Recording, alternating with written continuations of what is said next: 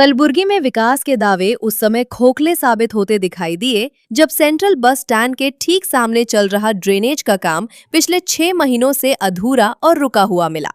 पूर्व विधायक दत्तात्रेय पाटिल, रेवूर और स्थानीय नागरिकों ने प्रशासन के खिलाफ मोर्चा खोल दिया है। देखिए हमारी ये पूरी रिपोर्ट। कलबुर्गी का सबसे व्यस्त और प्रमुख मार्ग यानी सेंट्रल बस स्टैंड के ठीक सामने का इलाका पिछले 6 महीनों से आम जनता के लिए परेशानी का कारण बना हुआ है।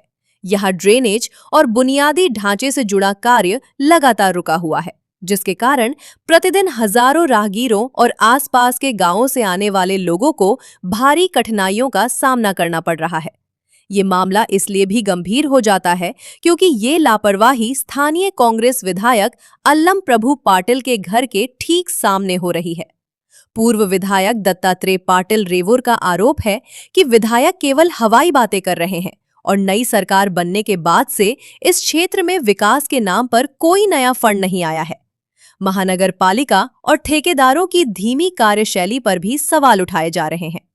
स्थिति ये है कि निगम में नए टेंडर जारी नहीं हो रहे हैं और आम जनता को किसी भी प्रकार की अनुमति प्राप्त करने के लिए 6 महीने से लेकर 1 वर्ष तक कार्यालयों के चक्कर लगाने पड़ रहे हैं। इस अधूरे कार्य के कारण इस मुख्य सड़क पर एक बड़ा हादसा भी हो चुका है। आक्रोशित नागरिकों और नेताओं ने चेतावनी दी है कि यदि निगम आयुक्त और प्रशासन ने इस ड्रेनेज कार्य को जल्द से जल्द पूरा नहीं किया तो आने वाले दिनों में आम जनता के साथ मिलकर एक बड़ा और उग्र आंदोलन शुरू किया जाएगा। अब देखना ये होगा कि इस रिपोर्ट के बाद क्या कलबुर्गी प्रशासन की नींद खुलती है या फिर बस स्टैंड के सामने का ये प्रमुख मार्ग इसी तरह बदहाल स्थिति में पड़ा रहेगा। News desk. ತಿಂಗಳುಗಳಿಂದ ನಮ್ಮ ಕಲಬುರಗಿಯ ಸೆಂಟ್ರಲ್ ಬಸ್ ಸ್ಟ್ಯಾಂಡ್ ಎದುರುಗಡೆ ಇಲ್ಲಿ ರಸ್ತೆ ಮೇಲೆ ಇವತ್ತು ಟ್ರೈನಿನ ಕೆಲಸ ಸುಮಾರು 6 ತಿಂಗಳಿಗಿಂತ ಹೆಚ್ಚಾಗಿದೆ. ಇವತ್ತು ಆ ಕಾಮಗಾರಿ ಅಭಿವೃದ್ಧಿ ಆಗ್ತಾ ಇಲ್ಲ. ಆ ಕಾಮಗಾರಿ ಏನು ಇದು ಮುಖ್ಯ ರಸ್ತೆ ಇರೋದ್ರಿಂದ ಬಸ್ ಸ್ಟ್ಯಾಂಡಿಗೆ ಬರುವಂಥ ಅನೇಕ ಹಳ್ಳಿಗಳಿಂದ ಬರುವಂಥ ಜನರಿಗೆ ಮತ್ತು ಕಲಬುರಗಿಯ ಜನರಿಗೂ ಕೂಡ ಇವತ್ತು ಬಹಳ ದೊಡ್ಡ ಮುಖ್ಯ ರಸ್ತೆ ಇದೆ. ಇದು ಈ ಕಾಮಗಾರಿ ಸರಿಯಾಗಿ ಸಮಯಕ್ಕೆ ಮುಗಿಸೋದೆ ಇವತ್ತು 6-7 ತಿಂಗಳಿಂದ ಇವತ್ತು ಸಾರ್ವಜನಿಕರಿಗೂ ಕೂಡ ಬಹಳ ತೊಂದರೆ ಆಗ್ತಾ ಇದೆ. ಎಲ್ಲರಿಗೂ ಕೂಡ ಇದರಿಂದ ಬಡಾವಣೆಯ ಜನರಿಗೂ ಕೂಡ ಅನಾನುಕೂಲ ಆಗ್ತಾ ಇದೆ. ಇವತ್ತು ಇದನ್ನು ಆದಷ್ಟು ಬೇಗ ಇದನ್ನು ಕೆಲಸ ಮುಗಿಸ್ಬೇಕು, ಇಲ್ಲ ಅಂತಂದರೆ ಸಾರ್ವಜನಿಕರಿಗೆ ತಗೊಂಡು ನಾವು ಇಲ್ಲಿ ಹೋರಾಟ ಪ್ರತಿಭಟನೆಯನ್ನು ಮಾಡಬೇಕಾಗುತ್ತೆ.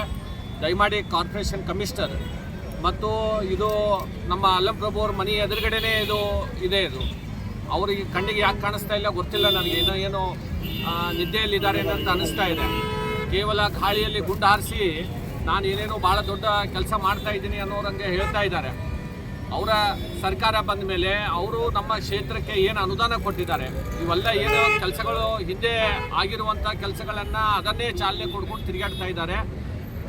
ಈ ಕಾಂಗ್ರೆಸ್ ಸರ್ಕಾರ ಬಂದ ಮೇಲೆ ಎಷ್ಟು ಅನುದಾನ ಇವತ್ತು ಕ್ಷೇತ್ರಕ್ಕೆ ಬಂದಿದೆ ಅನ್ನೋದನ್ನು ಇವತ್ತು ಹೇಳಬೇಕಾಗಿದೆ. ಅದನ್ನು ಬಿಟ್ಟು ಏನೇನೋ ಗಾಳಿಯಲ್ಲಿ ಗುಂಡು ಹಾರಿಸಿ ಇವತ್ತು ಜನರಿಗೆ ದಾರಿ ತಪ್ಪಿಸುವಂಥದ್ದು ಕೆಲಸ ಮಾಡ್ತಾ ಇದ್ದಾರೆ.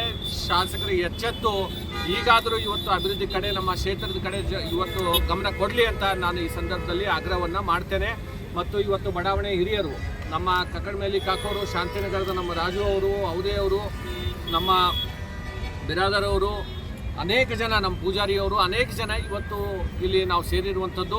ನಾನು ಮತ್ತೊಮ್ಮೆ ಅವರಿಗೆ ನಮ್ಮ ಕಾರ್ಪೊರೇಷನ್ ಅಧಿಕಾರಿಗಳಿಗೆ ಮತ್ತು ಗುತ್ತಿಗೆದಾರರಿಗೂ ಕೂಡ ನಾನು ಈ ಸಂದರ್ಭದಲ್ಲಿ ಹೇಳಿಕೆ ಬಯಸ್ತೇನೆ. ಆದಷ್ಟು ಬೇಗ ಇದನ್ನು ನೀವು ಮಾಡಲಿಲ್ಲ ಅಂತಂದರೆ ನಮ್ಮ ಕಮಿಷನರು ಕೂಡ ಕಾರ್ಪೊರೇಷನ್ನಲ್ಲಿ ಭಾಳ ವಿಳಂಬ ಆಗ್ತಾ ಇದ್ದಾವೆ ಕೆಲಸಕ್ಕೆ.